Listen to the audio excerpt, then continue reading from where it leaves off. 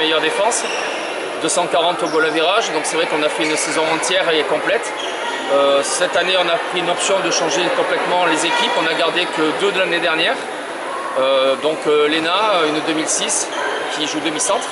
Voilà, et Andrea. Sinon, toutes les autres, ce sont des filles qui étaient en moins de 15 la saison passée, plus 3 recrues que l'on a fait en intersaison.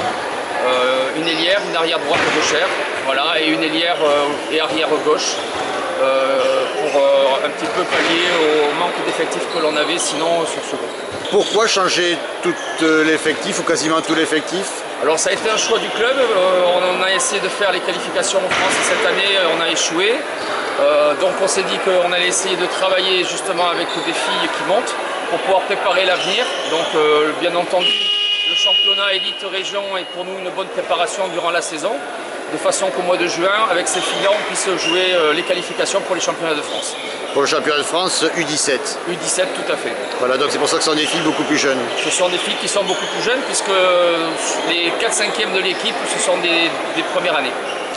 Donc finalement, l'objectif cette année, ça sera plutôt de préparer ces qualifs, plutôt que d'essayer de conserver le titre. Alors bien entendu, quand on vient sur un terrain, c'est pour gagner, donc ça sera toujours à chaque match pour gagner. Mais par contre, l'objectif, c'est d'abord être dans la formation du joueur, puisque ça est un public très jeune, donc la formation est encore d'autant plus importante. Et ça passe par quoi? Et ça passe déjà par, au niveau des entraînements, apprendre des choses que jusqu'à présent elles n'ont pas été capables d'apprendre, parce qu'on revient quand même, il faut le souligner, de 2 années de Covid. Donc ce sont des jeunes qui manquent de handball énormément. Quelques bases qui manquent. Donc il y a beaucoup de bases qui manquent encore, sur les positionnements défensifs notamment, sur le travail sur la défense sur le pivot. Et puis on apporte à ça des montées de balles rapides et un jeu qui se projette vers l'avant le plus rapidement possible, soit sur des récupérations sur la défense, soit sur des renvois de gardien.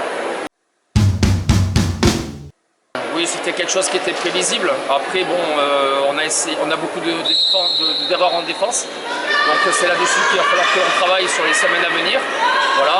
Et puis retravailler un petit peu la montée de balles rapide. On a fait quelques montées de balles qui étaient intéressantes ce matin, mais pas suffisamment pour pouvoir rivaliser avec une équipe qui est largement au-dessus de nous aujourd'hui.